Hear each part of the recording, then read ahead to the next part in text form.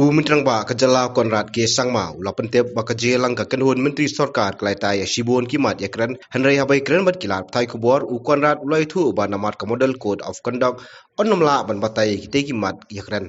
The decisions that we took today are in East Khasi Hills area and also in a way affecting the model code of conduct. So we have to be slightly careful and I want to make sure that we don't come into any kind of thing with the election code of conduct. So there are some important decisions we took, but it's not necessary that I need to explain the whole thing right now.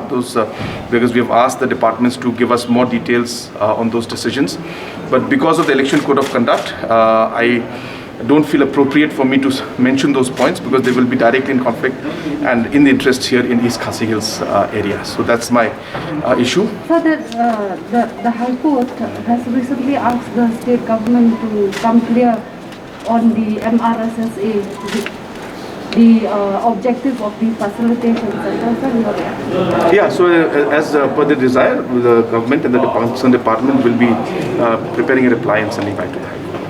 So, Thank you. What is the status of the amendment of the MRSSA? As I had mentioned earlier on the floor of the House also, we are in discussion with Government of India on this.